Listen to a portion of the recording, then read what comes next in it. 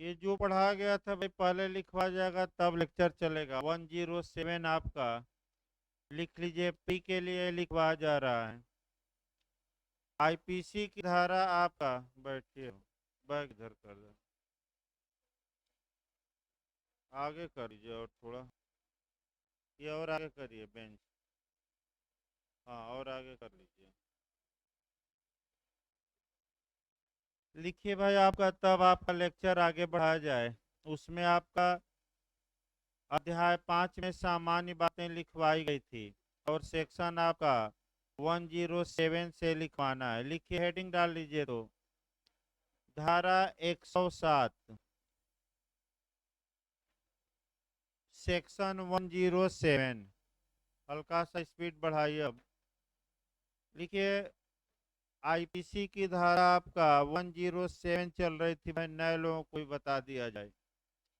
लिखिए, इस धारा में दुष्प्रेरण को परिभाषित किया गया है।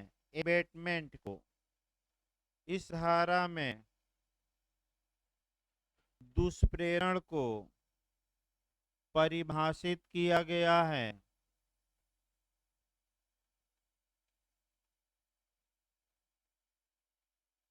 यह 3 प्रकार से किया जा सकता है।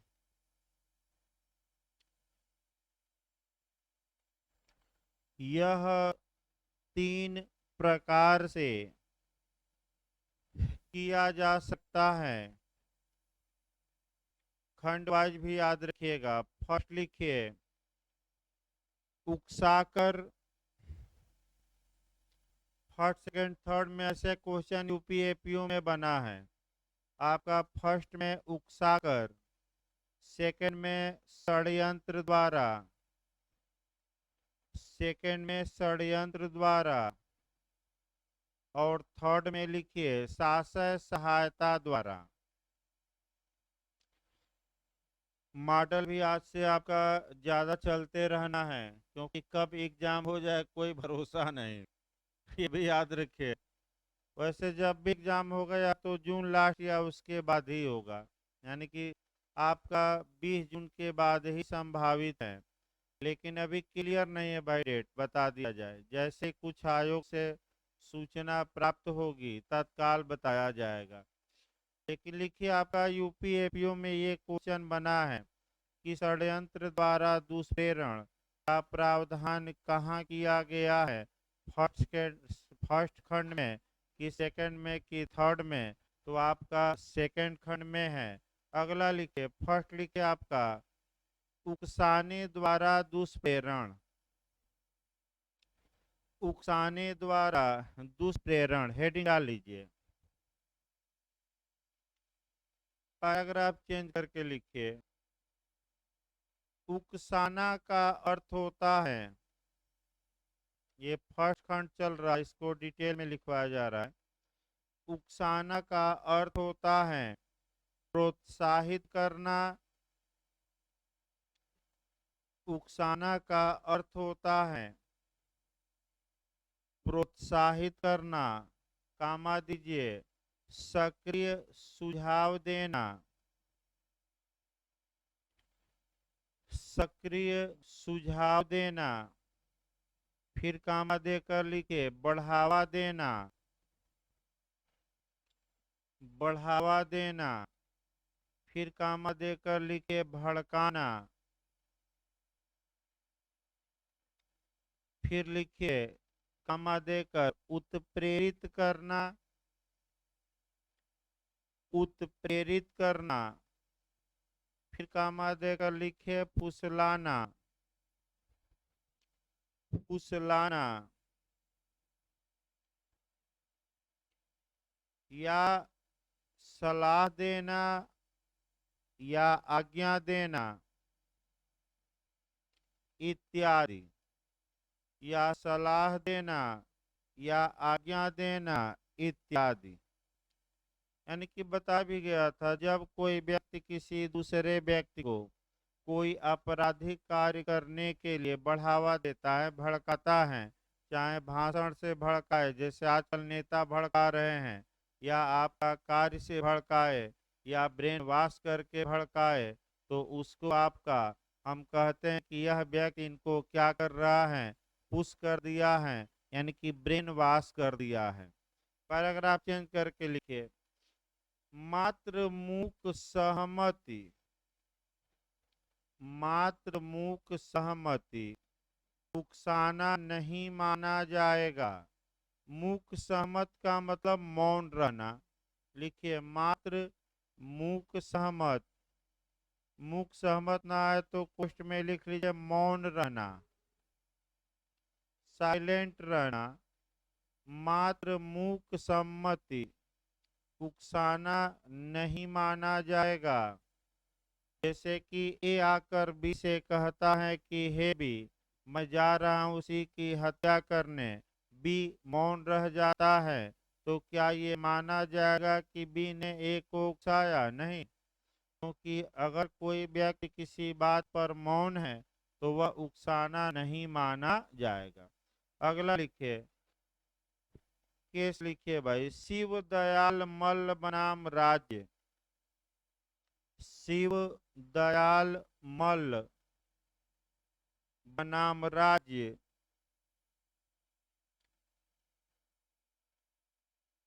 तथा वेटले, वेटले, दोनों केस एक साथ लिखना, तथा वेटले के मामलों में, के मामलों में पत्र द्वारा दुष्प्रेरण, पत्र द्वारा एबेटमेंट यानी कि लेटर द्वारा, पत्र द्वारा दुष्प्रेरण की व्याख्या की गई।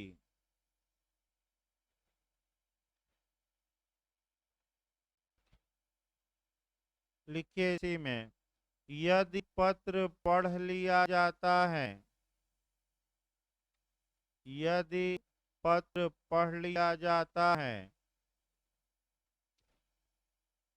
तब दुष्प्रेरण का अपराध पूर्ण हो जाता है।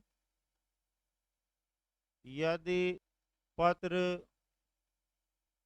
पढ़ लिया जाता है तो दुष्प्रेरण का अपराध पूर्ण हो जाता है, तथा यदि नहीं पढ़ा जाता, तथा यदि नहीं पढ़ा जाता तब वह दुष्प्रेरण का प्रयत्न होगा, तब वह दुष्प्रेरण का प्रयत्न होगा। भाई समस्यात्मक क्वेश्चन भी बनता है, फिर एक बार हम बता रहे हैं समस्या। ए ने बी को पत्र लिखा कि हे बी, तुम सी की हत्या कर दो, और बी के पास पत्र पहुंचा ही नहीं या बी ने कभी पढ़ा ही नहीं, तो ये दुष्प्रेरण का प्रयत्न होगा, अटेम्प्ट टू एबेटमेंट होगा।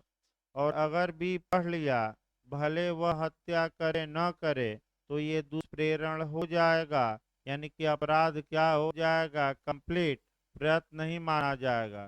क्योंकि आगे हम 108 में आपका कंसेप्ट बताएंगे कि दुष्प्रेरण के लिए आपका कार्य का होना आवश्यक नहीं है। और कंसेप्चुअल क्वेश्चन भी बताया गया था, इंसिएंट ऑफेंस या अपरिपक्व या अपूर्ण अपराध का मतलब कार्य संपन्न नहीं हुआ फिर भी व्यक्ति दंड का भागी होगा। और 3 रट कर जाइएगा, पूर्ण अपराध कौन कौन है, दुष्प्रेरण, आपराधिक प्रयत्न और षड्यंत्र, ये रट कर जाना, झारखंड में पूछा गया था ये। आगे लिखिए, विष मांगने के मामले में, इसी में लिखना है, उकसाना ही अभी चल रहा है।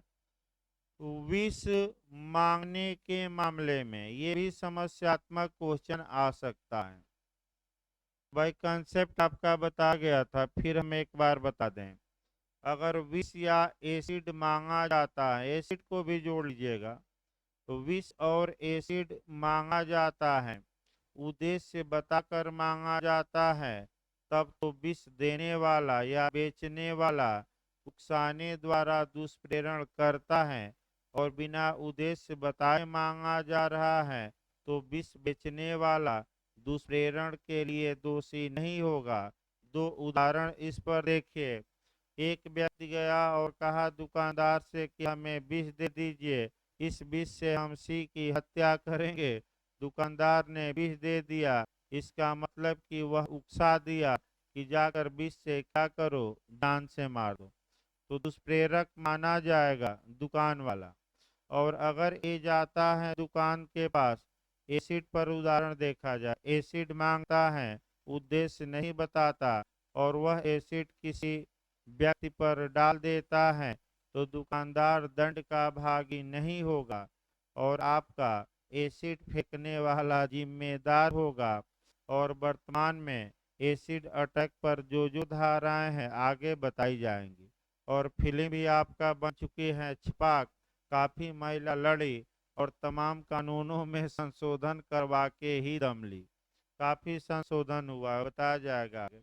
लिखिए, यदि उद्देश्य बताकर विष मांगा जाता है,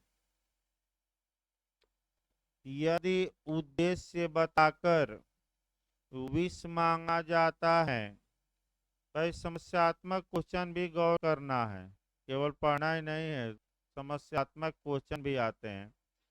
यदि उद्देश्य बताकर विष मांगा जाता है, तब विष देने वाला दुष्प्रेरक माना जाएगा।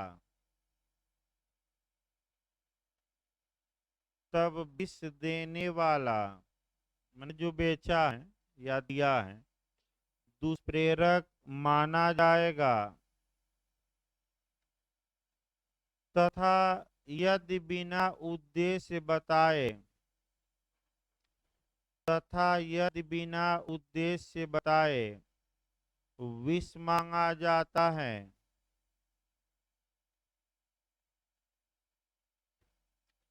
यदि बिना उद्देश्य बताए विष मांगा जाता है, तब विष देने वाला उत्तरदायी नहीं होगा। तब विष देने वाला उत्तरदायी नहीं होगा। ये भी समस्यात्मक क्वेश्चन आ सकता है। अगला लिखिए, सती होने के मामले में। अगला पॉइंट लिखिए, इसी में उकसाना ही चल रहा अभी। सती होने के मामले में लिखिए, केस लिखिए, क्वीन बनाम मोहित, क्वीन वर्सेज मोहित। लिखिए, एक स्त्री क्वीन वर्सेज मोहित।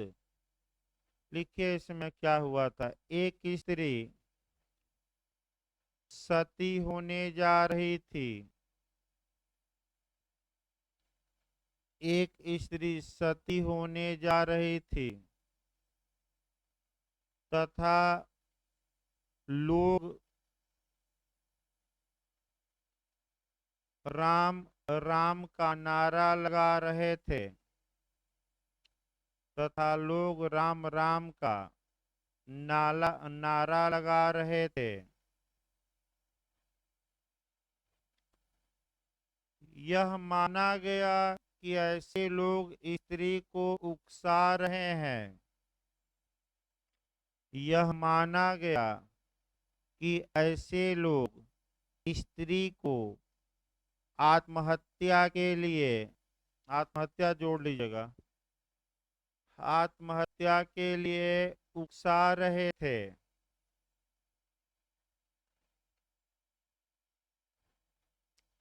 अब अगला नया जो क्वेश्चन बन सकता है, मजाक की बातें, यानी कि मजाक मजाक में इन्हें कहा कि जाओ हे भी तुम जाओ, सिख को जहर देकर मार दो। इन्हें मजाक किया था, लेकिन भी उसे सीरियस ले लिया और जाकर आपका सिख को जहर दे दिया। तो क्या ये हत्या के दुष्प्रेरण के लिए दोषी होगा कि नहीं। तो कानून कहता है कि ये हत्या के दुष्प्रेरण के लिए दोषी होगा, भले ही ये बातें उसने मजाक में कही हो। लिखिए लिखिए, यदि मजाक में कोई बात कही गई हो, वह भी दुष्प्रेरण मानी जाएगी। यदि मजाक में कोई बात कही गई हो, वह भी दुष्प्रेरण मानी जाएगी।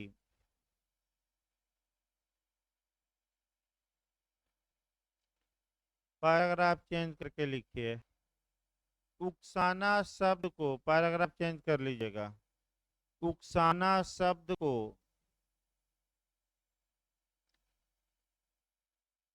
स्पष्टीकरण 1 में स्पष्ट किया गया है।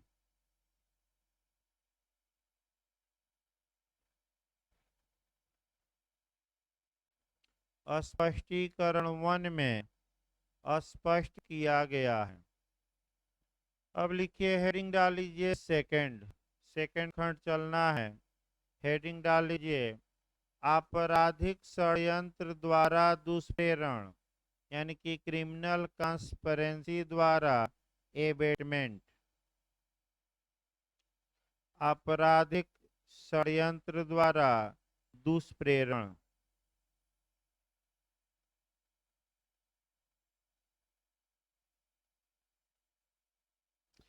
लिखिए, जब कोई व्यक्ति, लिखिए इसमें, जब कोई व्यक्ति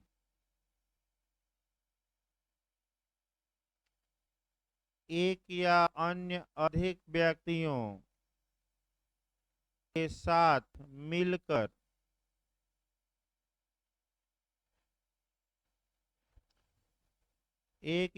जब कोई व्यक्ति एक या अधिक व्यक्तियों के साथ मिलकर, माने एक व्यक्ति के साथ मिल गया तो दो लोग हो गए, एक या अधिक व्यक्तियों के साथ मिलकर षड्यंत्र रचता है, षड्यंत्र रचता है तथा उस षड्यंत्र के अनुसरण में, तथा उस षड्यंत्र के अनुसरण में कोई कार्य या लोप घटित हो जाए, कोई एक्ट या ओमिशन, कोई कार्य या लोप घटित हो जाए, यानी कि एक्ट या ओमिशन घटित हो जाए, तब इसे षड्यंत्र द्वारा दुष्प्रेरण कहा जाएगा। तब इसे षड्यंत्र द्वारा दुष्प्रेरण कहा जाएगा।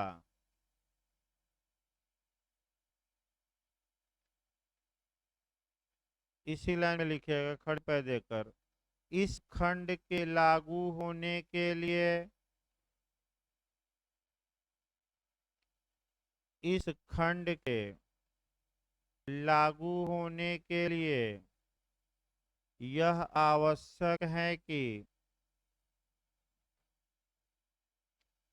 इस खंड के लागू होने के लिए यह आवश्यक है कि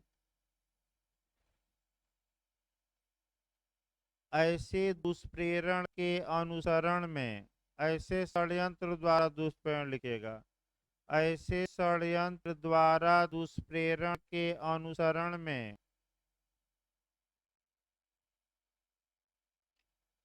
कोई कार्य या अवैध लोप किया जाए, कोई कार्य, ऐसे षड्यंत्र द्वारा दुष्प्रेरण के मामले में कोई कार्य या अवैध लोप किया जाए। पैराग्राफ चेंज करके लिखिए, आपराधिक षड्यंत्र को, पैराग्राफ चेंज करके लिखिए, आपराधिक षड्यंत्र को आईपीसी की धारा 120 ए में कैपिटल ए लिखिएगा। आईपीसी की धारा 120 ए में परिभाषित किया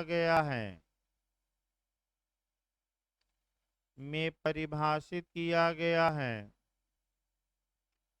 जहां की यदि अपराध कारित करने के लिए षड्यंत्र किया गया हो, यदि अपराध कारित करने के लिए षड्यंत्र किया गया हो, तब किसी कार्य का होना आवश्यक नहीं है। तब किसी कार्य का होना आवश्यक नहीं है।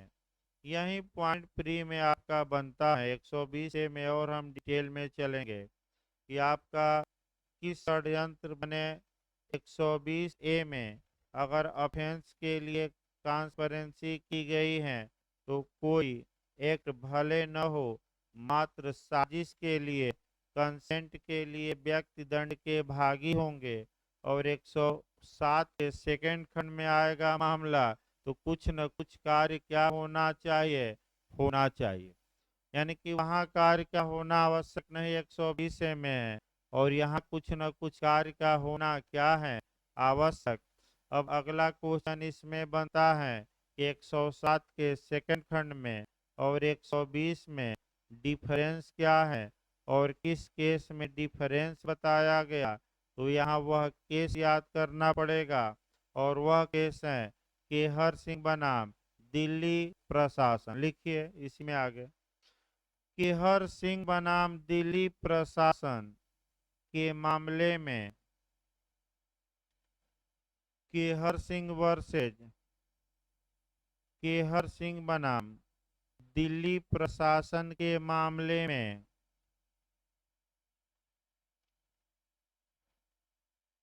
आईपीसी की धारा 107 के सेकंड खंड, आईपीसी की धारा 107 के सेकंड खंड तथा 120 ए में अंतर बताया गया।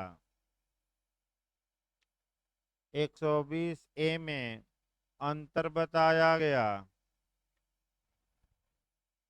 तो अब जिन जिन केसों में अंतर कुछ बताए गए हैं, कम से कम आप वे केस याद करने पड़ते हैं, और एक जगह दो और केस लिखिए कोलेट करके। पिछली बार आपका यूपी एपीओ में आ भी चुका है, उसके पहले भी एक आया था। यानी कि दो केस आईपीसी से और हम लिखवा रहे हैं, जिसमें कि आपका डिफरेंस बताया गया। पहला केस नानक चंद्र का, लिखे भाई, नानक चंद के बाद में अंडरलाइन कर लीजिएगा, पिछली बार यूपी एपीओ में आया है। नानक चंद के बाद में धारा 34 और 149 में सेक्शन 34 और 149 में अंतर बताया गया।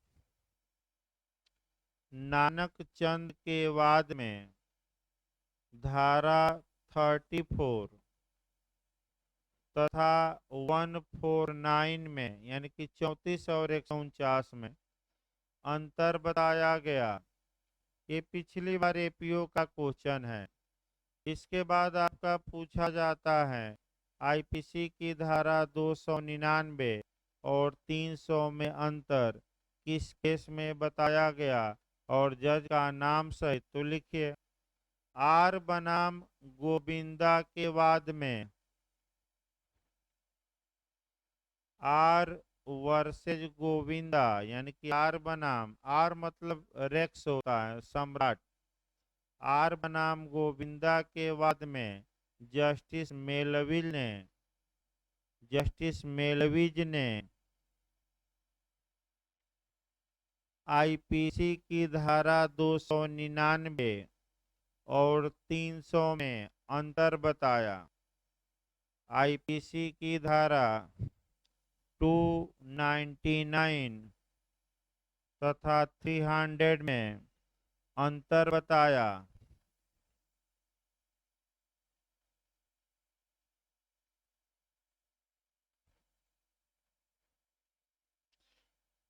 दो 299 और 300 में आपका अंतर बताया गया। अगला लिखिए थर्ड क्लास, लिखिए भाई, आपका थर्ड में आ जाइए, हेडिंग डालिए। 107 का तीसरा खंड अब चल रहा है। शासक सहायता द्वारा दुष्प्रेरण। शासक सहायता द्वारा दुष्प्रेरण। देखिए इसको समझाना भी है, आपका सेकंड खंड तक ही डिटेल में आपका बताया गया था। जब भी आप शासक सहायता पढ़ेंगे तो ऐसी दशा में आप एक्सप्लेनेशन नंबर आपका 2 भी पढ़ेंगे। तो शासक सहायता यानी कि इंटेंशन के साथ आप किसी कार्य में हेल्प कर रहे हैं, तो आप कब हेल्प करेंगे, तो आप दुष्प्रेरक आप ये माना जाएगा कि आपने उस अपराध का दुष्प्रेरण किया है। पहला नियम ये निकालना है कि घटना के पूर्व की घटना के बाद सहयोग करते हैं। तो दो उदाहरण देखिए। ये एक व्यक्ति है, अब ये एक पुलिस वाला है जो ये जानता है कि लुटेरे इधर आ रहे हैं और रास्ते से हट जाता है ताकि लुटेरों का काम सुकर हो जाए, इजी हो जाए, आसान हो जाए। तो पुलिस वालों ने एबेटमेंट किया, दुष्प्रेरण किया। और किससे किया? उकसाकर किया कि षड्यंत्र द्वारा, कि शासक सहायता करके। अब यह है कि शासक सहायता या तो एक्ट द्वारा किया जा सकता है या इलीगल ओमिशन द्वारा, यानी कि कोई कार्य करके या कोई कार्य न करके। तो पुलिस वालों ने कार्य किया कि भाग लिए रास्ते से, तो ये अवैध लोप माना जाएगा। यानी कि जो विधिक कर्तव्य किसी व्यक्ति पर है, अगर वह व्यक्ति उस कर्तव्य को नहीं निभाता और कार्य आसान हो जाता है, अपराध आसान तरीके से किया जाता है, अपराध करने में आसानी हो जाती है, तो हम कहेंगे कि अवैध लोक द्वारा क्या किया गया है? दुष्प्रेरण। इसमें आपका अवैध कार्य या अवैध लोप द्वारा दुष्प्रेरण के लिए प्रावधान 107 के थर्ड खंड में है और इसकी व्याख्या की गई है एक्सप्लेनेशन नंबर 2 में। देखिए पहले बेयर एक्ट तीसरा खंड देखिए। उस बात के लिए किए जाने में किसी कार्य या अवैध लोप द्वारा शासक सहायता करता है, तो तुरंत पॉइंट पकड़िए। कार्य करते समय या कार्य के पहले आपका शासक सहायता पहुंचाता है उस कार्य को करने में, या तो कोई एक्ट द्वारा या इलीगल ओमिशन द्वारा। अब स्पष्टीकरण दो पढ़िए तब और बताया जाए। जो कोई या तो किसी कार्य के किए जाने के पूर्व या किए जाने के समय उस कार्य के किए जाने को सुकर सुकर मने आसान, ना तो लिख लीजिएगा, सुकर बनाने के लिए, इजी बनाने के लिए कोई बात करता है और तद द्वारा उसके किए जाने को सुकर बनाता है, वह उस कार्य के करने में सहायता करता है, ये माना जाता है। तो दो बातें पॉइंट पकड़ना है। कोई व्यक्ति कोई एक्ट या इलीगल ओमिशन किया, इसलिए किया कि कोई अपराध आसानी से किया जा सके, अपराध करते समय किया है या अपराध करने के पहले किया है। केवल इतना ही नहीं, एक शब्द आपका जोड़ा गया एक्सप्लेनेशन में, एंड। और एंड के बाद जो शब्द पकड़ना है और वह कार्य इसके कारण सुकर हो गया हो, यानी कि आसान हो गया हो। इसका मतलब ये हुआ कि केवल शासय सहायता देना एबेटमेंट नहीं माना जाएगा। उस शासय सहायता के कारण वह काम आसान बन गया हो, यानी कि वह अपराध आसानी से क्या हुआ हो गया हो। अब ये न कि केवल शासक सहायता नहीं, बल्कि इसके कारण वह कार्य क्या बन गया हो, सुकर, यानी कि आसान। अगर ये और शासक सहायता या तो एक्ट द्वारा दी जा सकती है या इलीगल ओमिशन द्वारा, और ये कब दी जाएगी, या तो घटना के समय या घटना के पूर्व। यहाँ भी अंदर जाकर पूछ सकता है कि शासक सहायता कब दी जा सकेगी, घटना के पूर्व, यानी कि कार्य के पूर्व, कार्य के समय, कार्य के पश्चात। तो आपका कार्य के पश्चात नहीं दी जाएगी। अगर कार्य के पश्चात दी जाती है तो एबेटमेंट या दुष्प्रेरण न मानकर उसे हार्बर या आश्रय या संश्रय माना जाएगा। आश्रय दिए हैं, जैसे कि डकैती करके आ गए, एक होटल वाला जानता है कि ये डकैती किए हैं, फिर भी अपने होटल में उन्हें आवाज देता है, भोजन देता है, पानी देता है, तो वह किसी भी हाल में एबेटमेंट के लिए दोषी नहीं होगा। हाँ, हार्बर के लिए, यानी कि आश्रय या संश्रय देने के लिए वह दंडनीय हो सकता है, लेकिन दुष्प्रेरण के लिए नहीं। अब इसमें आपका 4-5 समस्या बनानी रहती है, और एक कह करके देखिए।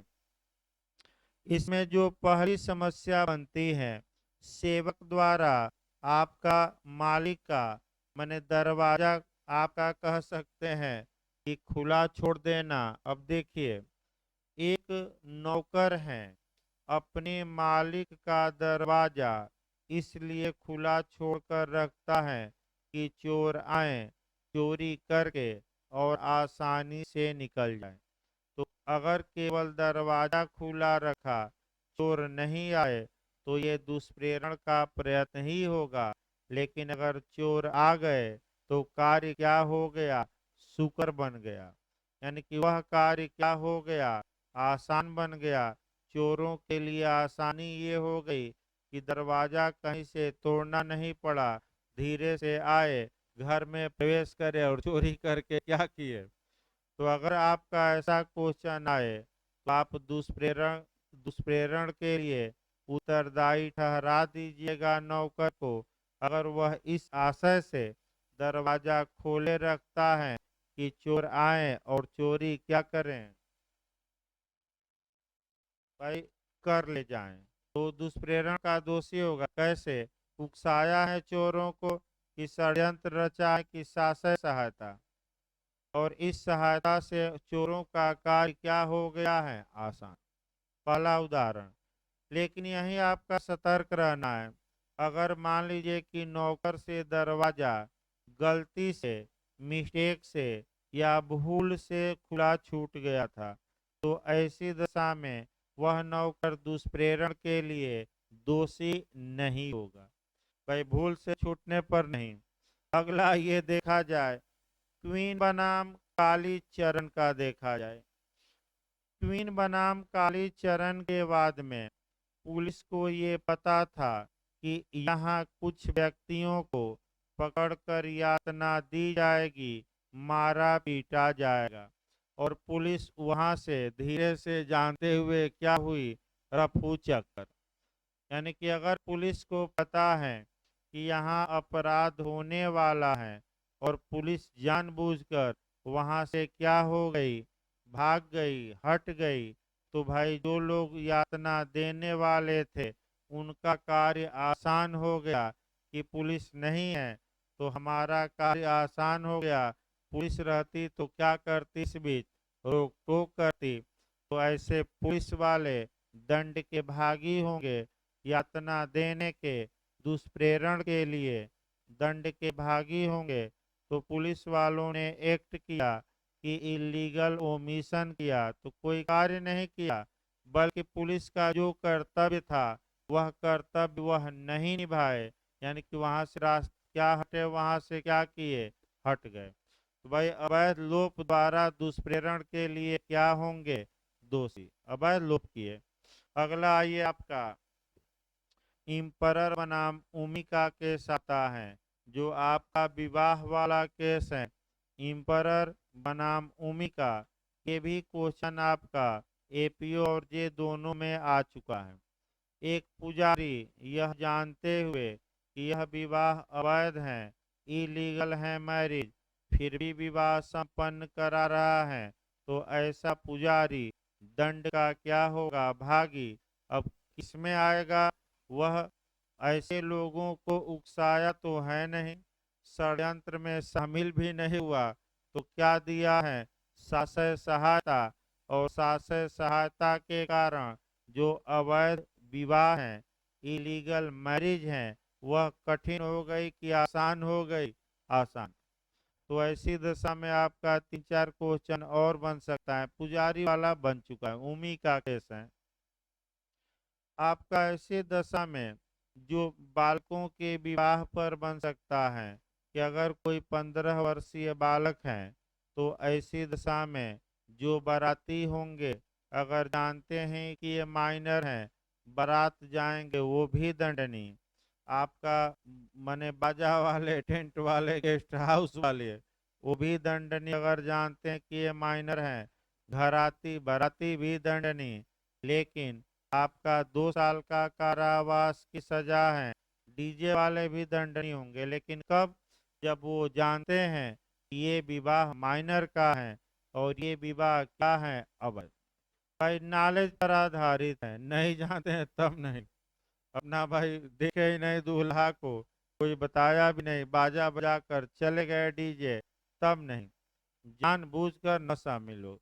इसमें आपका ये है कि 2 साल का दंड है, 2 लाख का जुर्माना भी है। तो अगर कोई पुरुष ऐसा करता है, तो वह कारावास और जुर्माना दोनों से दंडनीय हो सकता है। लेकिन अगर महिला बाराती इत्यादि हैं, दूसरे रख हैं, तो उसमें आपका जो माने आपका चाइल्ड मैरिज प्रोविजन एक्ट है, यानी कि बाल विवाह निरोधक कानून 2006 में अब बन चुका है नया। उसमें आपका महिलाएं केवल जुर्माने से दंडित होंगी और 2 लाख तक अधिकतम जुर्माना है। भाई 2 लाख तक तो उतना अंदर नहीं जाना है। अब लास्ट में आपका इस प्रकार आपका जो क्वेश्चन पूछा जाता है, चाहे गेस्ट हाउस वाला पूछे, चाहे आपका पुजारी वाला पूछे, ये सतर्क रहना है। अगर इन लोगों को नॉलेज है कि ये विवाह इलीगल है, तो ये सजा के हकदार होंगे, और मालूम नहीं है तो ये सजा के हकदार तो कार्य द्वारा बताइए, दूसरे कार्य द्वारा सहायता पहुंचाए कि अवैध लोप द्वारा। मान लीजिए मंत्र बाँच रहे हैं, तो कार्य कर रहे हैं कि अवैध लोप कार्य।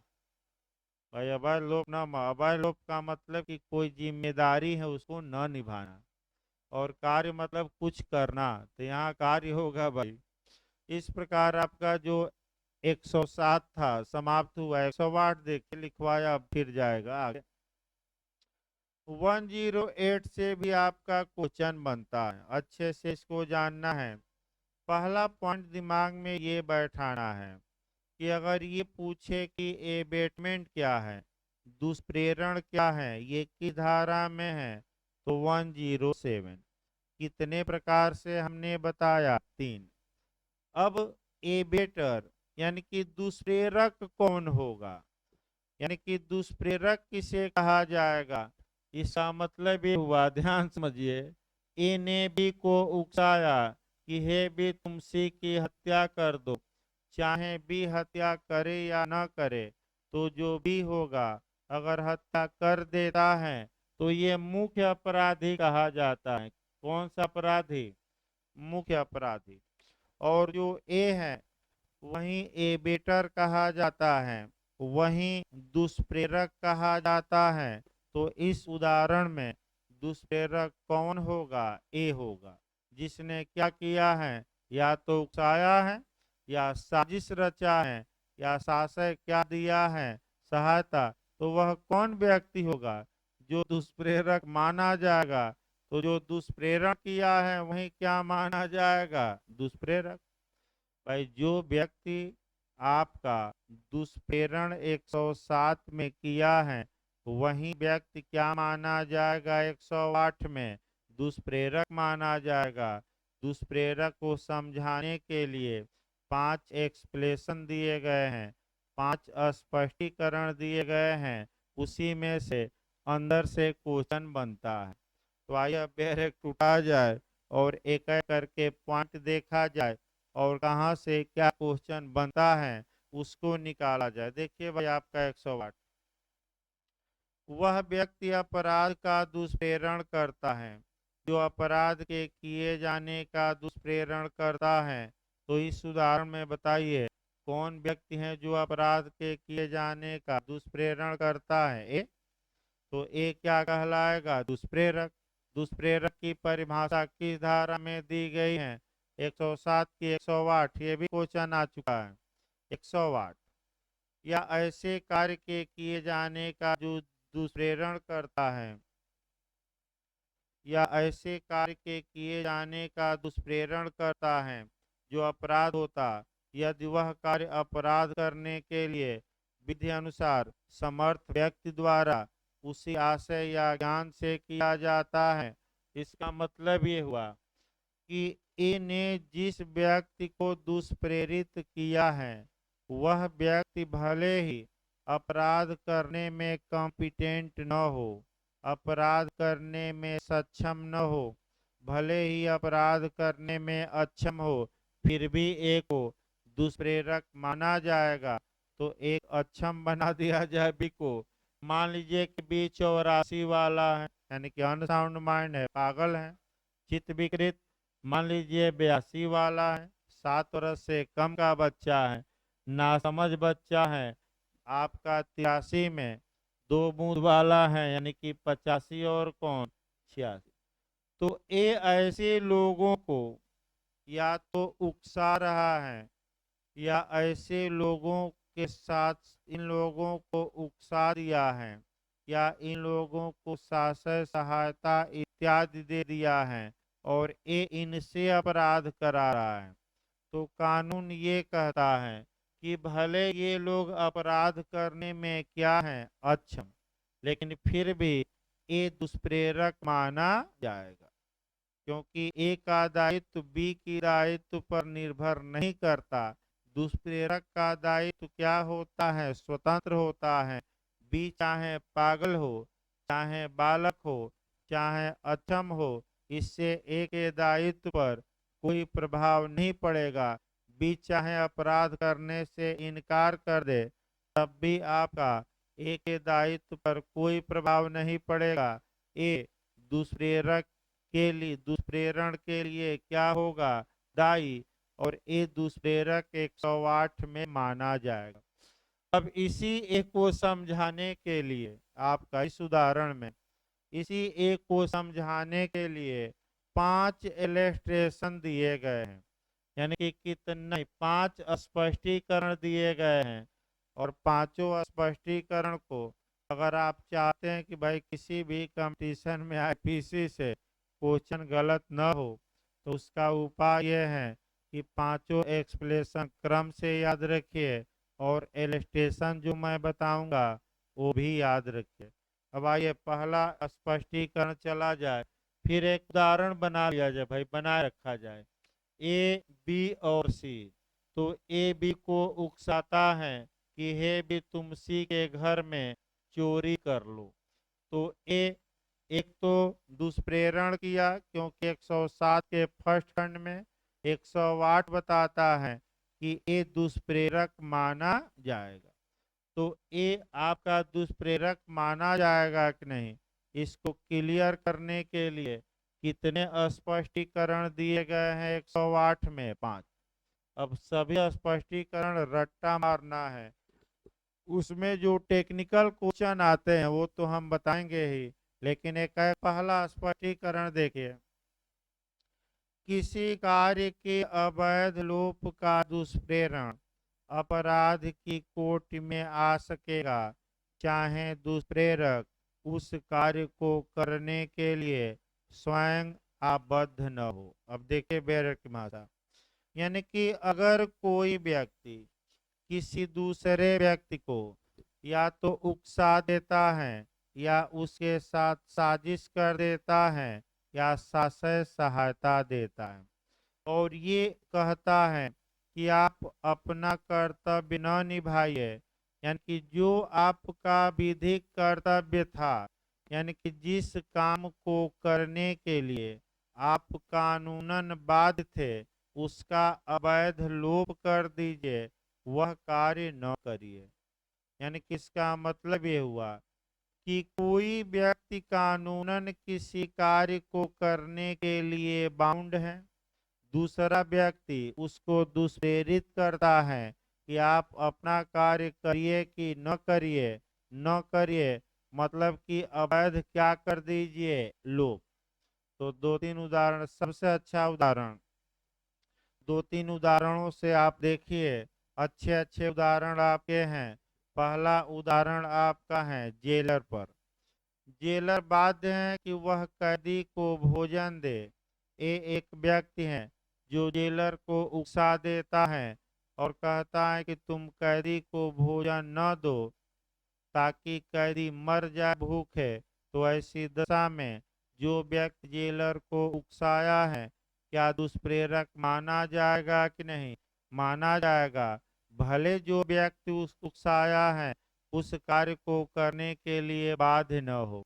तो कार्य को करने के लिए उस उदाहरण में बाध्य कौन था? जेलर। और उकसाने वाला कौन रहा? दूसरा। रेलवे का फाटक का भी उदाहरण आप देख सकते हैं। अच्छा, वह उदाहरण देखिए। एक रेलवे का फाटक मैन है। एक आदमी ए जाता है, फाटक मैन से कहता है कि तुम रेलवे का फाटक बंद ही न करो। तो कार्य करने के लिए कहता है कि अवैध रोक, यानी कि जो तुम्हारी ड्यूटी है उसको न निभाओ। और रेलवे फाटक वह बंद नहीं करता, तो जो व्यक्ति दुष्प्रेरित किया है, जो उकसा दिया है कि बंद न करो, क्या वह दंड का भागी होगा कि नहीं होगा? और आपका किसके लिए? उकसाने द्वारा दुष्प्रेरण के लिए। और इसे नाम क्या दिया जाएगा? एबेटर, दुष्प्रेरक। कौन सा स्पष्टीकरण बताता है? फर्स्ट। तो दो उदाहरण बताए गए, भाई कहिए तो और तमाम उदाहरण हैं, लेकिन दो दो तीन तीन ही पर्याप्त हैं, क्योंकि 50% तो उदाहरण ही पूछे जाते हैं आईपीसी में, और भले किसी कानून में न पूछे जाएं। दूसरा स्पष्टीकरण देखिए, सेकेंड एक्सप्लेनेशन देखिए भाई आपका। दूसरा स्पष्टीकरण ये कहता है कि एबेटमेंट या दुष्प्रेरण का अपराध गठित होने के लिए यह आवश्यक नहीं है कि दुष्प्रेरित कार्य किया जाए या अपराध गठित करने के लिए अपेक्षित प्रभाव कारित हो।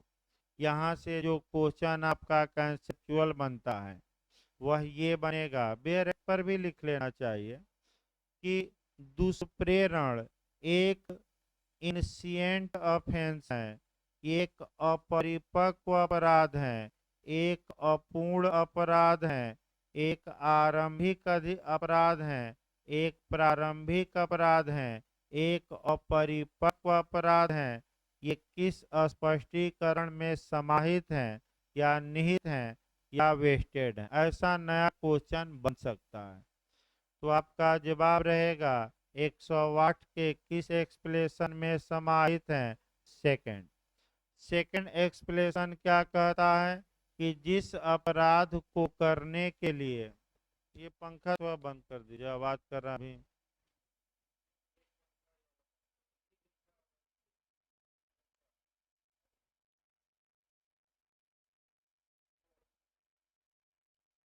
हाँ, कहीं गिरो न जाए, भी बनवाएंगे इसको भाई। तब तक कूलर चल ही रहा है, कोई दिक्कत नहीं है इधर, उतना दिक्कत नहीं है भाई। नहीं, थोड़ा आवाज कर रहा ना, कहीं गिर न जाए, वो भी ध्यान में रखना भाई क्योंकि तमाम पनौती लग रही है, तो भाई सतर्क रहना है। यानी कि समस्याओं से आपका सतर्क भी रहना है। तमाम भूत प्रेत और आपका पनौती वाले इस समय क्या है? सक्रिय हैं।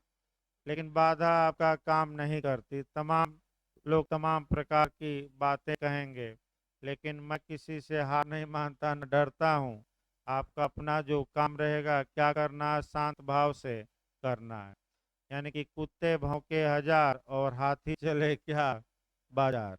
ये कहावत है। तो भाई कोई आपका किसी के कोई भी कुछ कहे, उसका जवाब जल्दी नहीं देना है जब तक अति आवश्यक न हो। पर जवाब ववाब हम भी नहीं देते, शांति से अपना काम करते हैं। कुत्ते भौंकते भौंकते थक जाएंगे तो क्या हो जाएंगे, निकल जाएंगे रास्ते, कितना देर तक भौंकेंगे। तो आगे देखिए आपका, फिर एक बार कंसेप्ट बनाइए भाई आपका कि किस अस्पष्ट, ये पूछा सकता है नया क्वेश्चन, अंडरलाइन कर लीजिएगा कि कौन सा एक्सप्लेशन में ये समाहित है कि आपका जो एबेटमेंट है यह एक इंसिएंट या अपूर्ण या अपरिपक्व अपराध है, कार्य का किया जाना आवश्यक नहीं है, या कार्य का प्रभावकारित होना आवश्यक नहीं है। तो ये कौन सा एक्सप्लेशन है आपका, सेकंड। अब देखिए दो तीन उदाहरण अपना बनाया जाए। ए बी को उकसाता है कि हे बी, तुम सी की हत्या कर दो, और बी हत्या करने से इनकार कर देता है।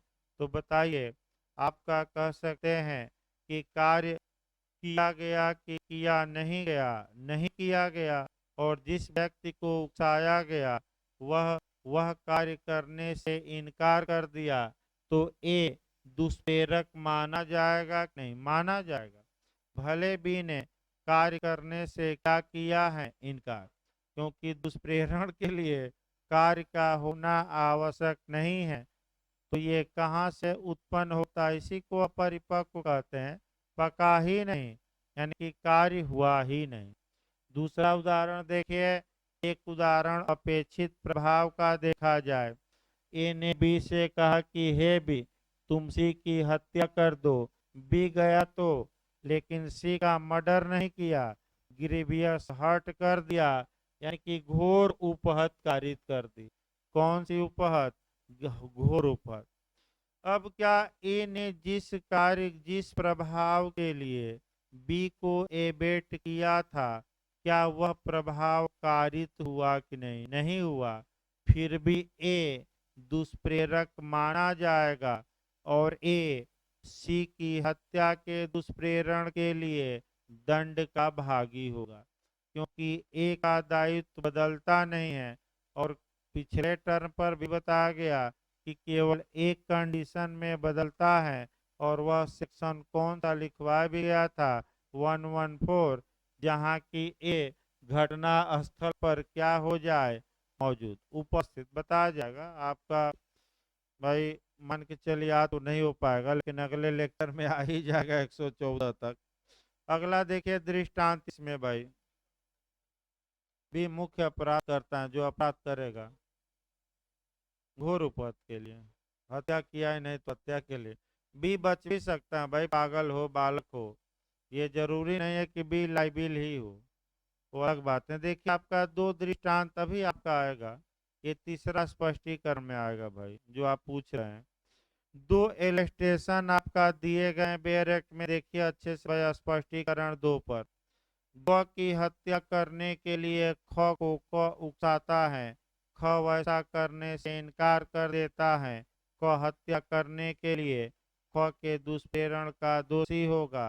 तो बता ही दिया गया, क ख ग तो ए बी सी बना लीजिए, और बता ही दिया गया उदाहरण, अब दोबारा ना बताया जाए। दूसरा देखे, घ की हत्या करने के लिए ख को क उकसाता है, ख ऐसी उकसाहट के अनुसरण में घ को आपका विद्ध करता है, घ का घाव अच्छा हो जाता है, तो भले सीख सही हो जाए, लेकिन ए हत्या के दुष्प्रेरण के लिए क्या होगा। तो दोनों तो उदाहरण बता ही दिया गया, अब बचा ही क्या।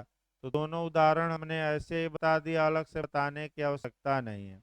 अब आइए एक्सप्लेनेशन नंबर 3 देखा जाए। एक्सप्लेनेशन नंबर 3 से ही आपका क्वेश्चन और बनता है, यहाँ से इलस्ट्रेशन भी बनता है। देखिए अस्पष्टीकरण आपका पहले 3 का कंसेप्ट बनाइए।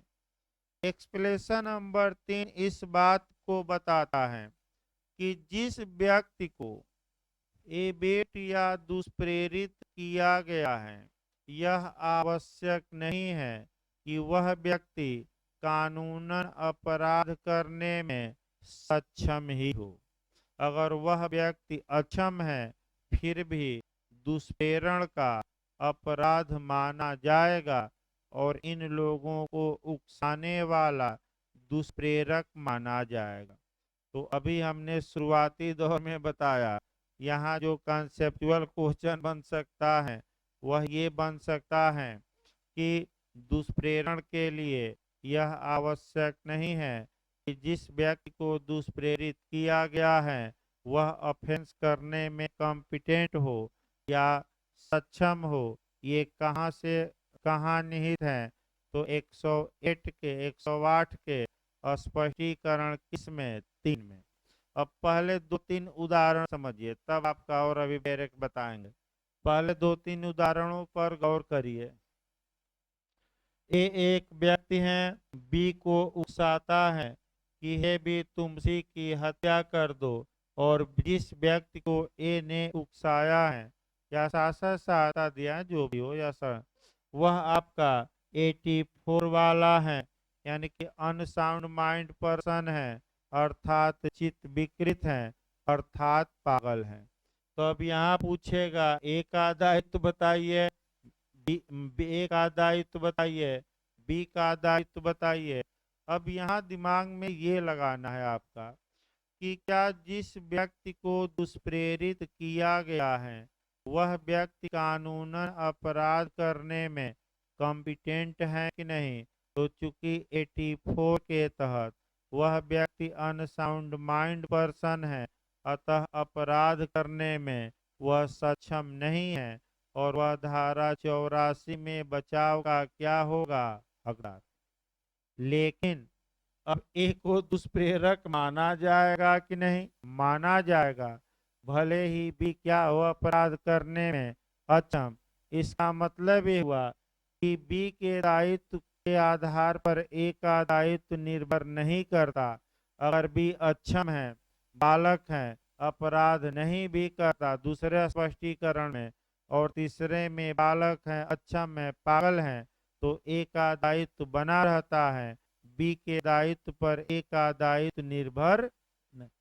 अब मुख्य अपराधकर्ता भी होगा। ये संभव है कि मुख्य अपराधकर्ता बच जाए लेकिन दुष्प्रेरक न बचे। अब देखिए एक उदाहरण। बी एक 6 वर्षीय बालक है, ध्यान समझिएगा, और ए इसको उकसाता है कि हे बालक तुम जाकर सी के खाने में जहर डाल दो। उकसाहट के परिणाम स्वरूप आपका बी जाकर सी के खाने में जहर डाल देता है। चूंकि बी अभी 6 साल का है, तो कौन सी धारा में डोली इनका अपेक्ष है? अक्षम गुड़िया की धारा में है बी 82। पिछली बार का एपीओ का क्वेश्चन, तो आपका अक्षम गुड़िया भी है की धारा में अक्षम गुड़िया है, अपराध करने में अक्षम की धारा में है 82। तो बी तो बचाव ले लेगा क्योंकि इसे कोई दंड नहीं मिलेगा, लेकिन ए का क्या होगा? ए जिम्मेदार होगा और हत्या के दुष्प्रेरण के लिए ए क्या होगा? उत्तरदायी। इसका मतलब ये हुआ कि जिस व्यक्ति को दुष्प्रेरित किया जा रहा है, भले वह व्यक्ति अक्षम हो अपराध करने में, भले कानूनन उसका कार्य क्या हो? एक्सक्यूज हो, क्षम्य हो, लेकिन दुष्प्रेरक का जो दायित्व है वह बना रहता है, और जिसको दुष्प्रेरित किया गया है उसके दायित्व पर इनका दायित्व निर्भर नहीं करता। तो चूंकि भाई सीआरपीसी पढ़ाना है, भाई एक सूचना भी है, कल क्लास आप रहेगा, आपका ईद का त्योहार है, तो अब भाई पंथ निरपेक्षता यानी कि सेकुलरिज्म का पालन करते हुए अब कोई ये ना आरोप लगा दे कि सर भी आपका कह सकते हैं कि आपका पंथ निरपेक्ष नहीं है। तो भाई वास्तव में अध्यापक को पंथ निरपेक्ष ही होना चाहिए, उसे किसी जाति धर्म संप्रदाय बिरादरी से मतलब नहीं होना चाहिए, खासकर पढ़ाते समय। उसके बाद वो जो करे वो अलग बात है, लेकिन ये नियम है। क्योंकि अगर वहीं आपका मन बेईमानी करने लगेगा तो लड़के क्या करेंगे? लड़के तो और समाज में भाई जाएंगे। वैसे भी देश में माहौल खराब है, तो इससे अच्छा है कि भाई कल क्या किया जाए